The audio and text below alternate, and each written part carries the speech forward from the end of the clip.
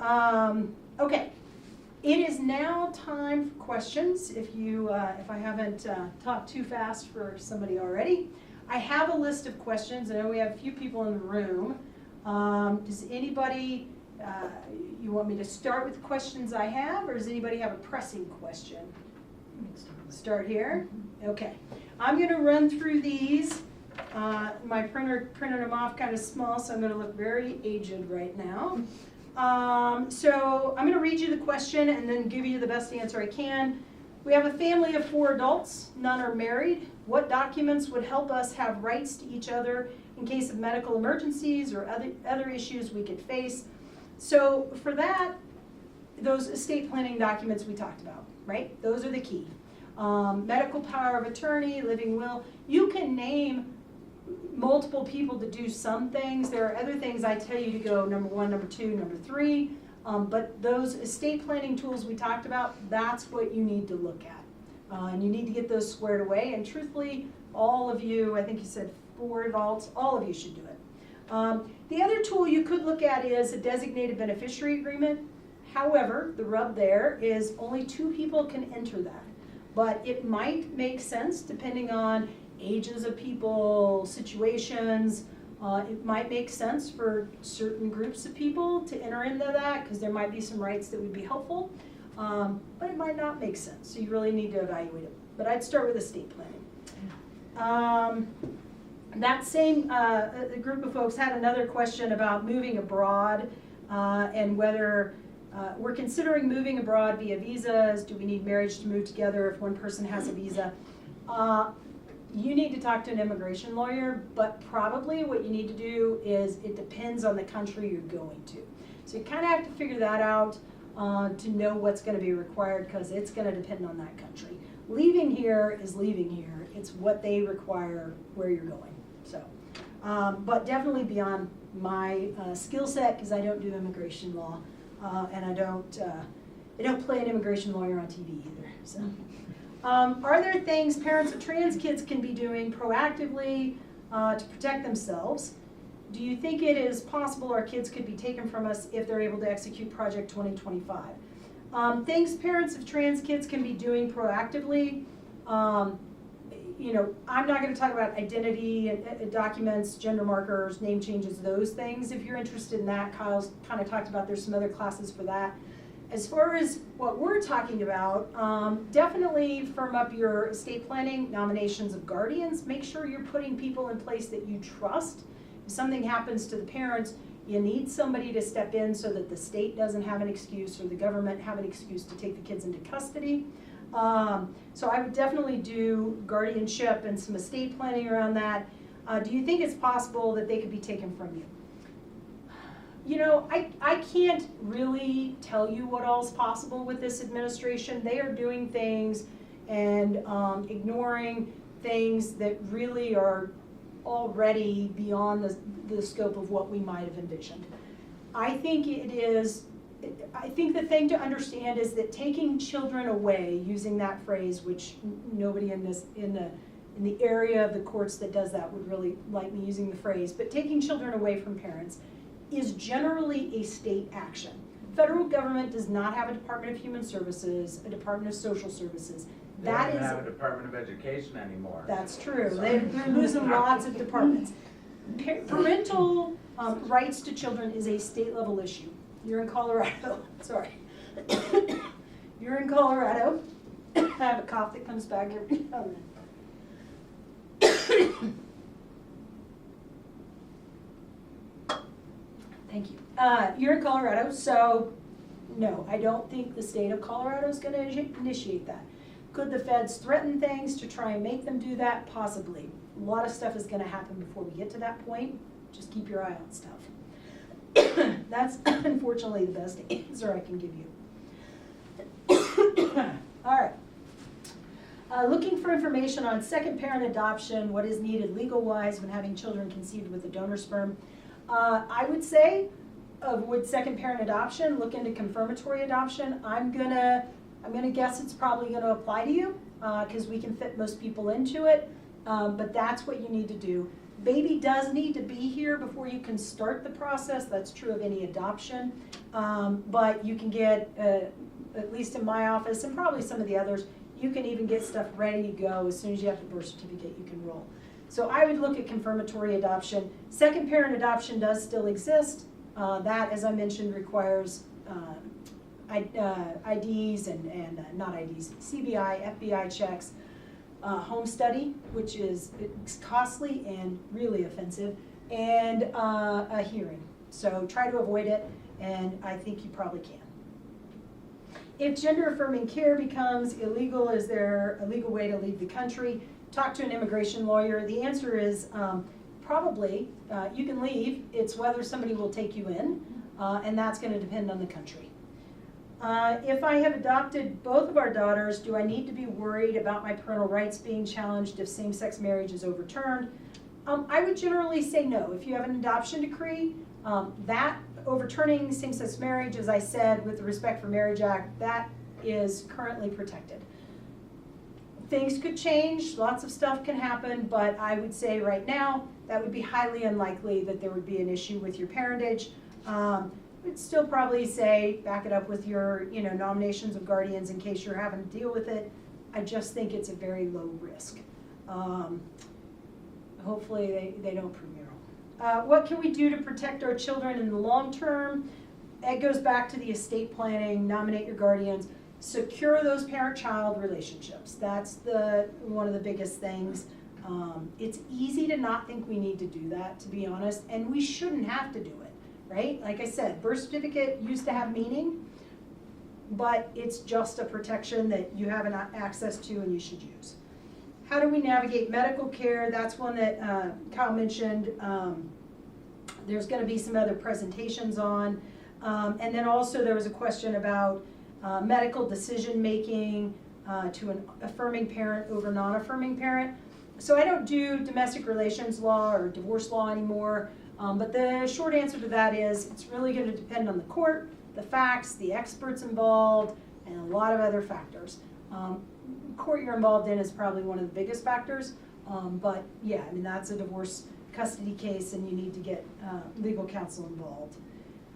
All right, a few more here. Do LGBTQ families need to get, I always mispronounce this word, apostille stamps for all documents, marriage and birth certificates, court orders determining parentage, if they plan to leave the U.S., whether temporarily or permanently?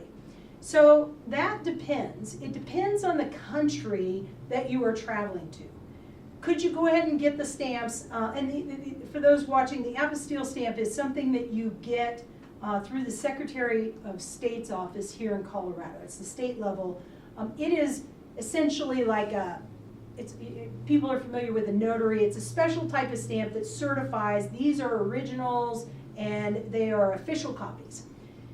You pay for it. There's a process to get them.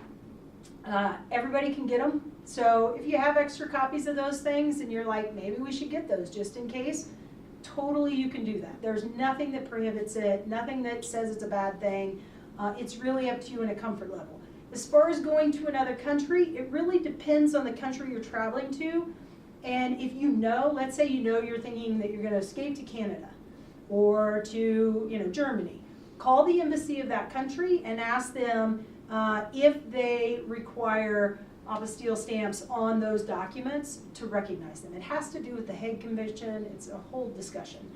Just call them and ask. Or just spend the money, make the appointment, and go get them just to have them, and then you might have some comfort in that. All right. There was another question that I wanted to get to back, I think that person. About gender markers, again, there's some other programs. I do a little of that work, but it's not what we're going to talk about today. That's a whole long discussion. But then there was a question, is it true that you can only change a Colorado birth certificate once? It is true that in Colorado you can change gender marker one time without a court order on your birth certificate. I think that's also true for your driver's license. One time without a court order, definitely on the birth certificate. You can do it again. You just have to have a court order, so costs are involved, the process, and time. All right, there's this question about a single mom with a custody agreement in another state. sorry, I'm not gonna touch that, that's family law. I recommend you reach out to a family law attorney. If you need a referral, call my office. Do we need to have a trust for our child to avoid probate in Colorado? A trust for your child doesn't avoid probate. A trust for yourself could avoid probate if it was set up properly and if you funded it properly. Avoiding probate in Colorado should not be the motivating factor to do a trust. Our probate system is actually wonderful. We have uniform probate. It is easy, it is cost effective, and it is not the scary thing we hear about on the news or see in articles. So if you're curious about a trust and avoiding probate and those questions, set an initial consult, whether it's with me or somebody else that does this, and talk through whether it's a good reason to do it. Trust for your child, that's a different thing. You can do it in your will even, so that's a different beast. If you assign someone to execute your living will and they are a friend, should you also give them the power of attorney? That's up to you. So executing your living will is not really a power you can give to someone. You can create a living will, that's your wishes. The power of attorney gives someone the authority to make medical decisions. Now, whether that's the same person that you trust to do other things, that's really a personal decision. You can use different people to do different things. Do they become personally responsible for unpaid debt? Nope. Your medical bills are yours unless you're married. If you're married and they're medical bills, it could be your spouse's after your death, it just depends. But your debts are yours unless they're joint with a spouse. Furthermore, can they prevent my biological family from taking it over and going against my celebration of life wishes? If you have the proper documents, like memorial instructions, a will, different things, those are going to control. Your family can challenge them as long as they're successful when challenged. Your nominated folks, they will override what the family wants. So that's where your planning comes in. How vital is it? This is a gender marker question, sorry, on your Social Security card. Definitely attend that other presentation. Can I leave a house that still has a mortgage to my child? Absolutely. It will still have a mortgage. You can. It will still have a mortgage. So it may, but they can inherit your mortgage. They don't have to qualify. If it's theirs and they live in it, they don't have to qualify. There's a way through the Darn St. Germain Act that they inherit it with the mortgage. They just need to keep paying it because it's still there. When signing a will, do the two witnesses need to be present at the same time, or can they each sign separately? They are witnessing your signature. Everybody, you, the witnesses, and the notary all need to be there at one time because they're witnessing you signing and the notary is notarizing your signature and their signature. So it's a party. All of you in the same room, do it at the same time. All right, those were the questions I had here. So I'm going to open it up. Were there any questions in the room? Mine was one of the ones that you had on your... One of the ones I answered? Okay, cool. Any other questions or any follow-up to your question your answer or anything? So. Mine, I think, needs you mentioned a divorce lawyer. So. Yeah, fair enough. Yeah, and I'm happy to visit with you after if you want some names or something. Oh, so, great. Yeah. Any other questions? Just a general question. You differentiated between your own trust and a trust for your children, and I'm wondering if you could just go over what that is. What that means, because I think a lot of folks think about, well, I'm going to put this in trust for my kids. Yeah. Is that my trust? Is that their trust? Yeah. So the trust for the children, the best way to think of that is what I call a contingent trust. So it is a trust entity that is only going to be open if certain conditions are met. I can put that contingent trust language in a will, or as a drafting attorney, I can put it in your trust. When I create a trust, so let's say I create a trust for myself right now. I am creating right now the Jody Martin Revocable Trust. What I am doing, and this is not legal terminology, it's the best way I know to explain it to clients. I am creating almost like a shadow version of myself. And when I do that, I create another box that can hold assets. A trust is an agreement between me as the creator, we call it the settler, and me as the trustee, which is the person managing the trust. That contract or agreement sets out all the terms of how you manage the stuff that is in this new box I created. So when I create the Jody Martin Trust, right now that box is empty. But I can look at my assets, which my assets currently are in 2 other boxes. They're in my individual box, meaning they're just in my name. So might have a bank account in just my name, my car is just in my name, other things like that. An IRA is always in my name, an investment account might be. And then I have another box because I'm married, I have a joint box. And that's just because of the way we own some things. So our house is in there, joint bank accounts in there, other things are in there, right? So now I have created with my trust a 3rd box, that is my trust box. I can go to my other boxes, just like I can go to my pocket and say, hey, I have a cough drop in my left pocket, which is my individual pocket. I can today move that cough drop or that bank account into my right pocket, which is my trust box.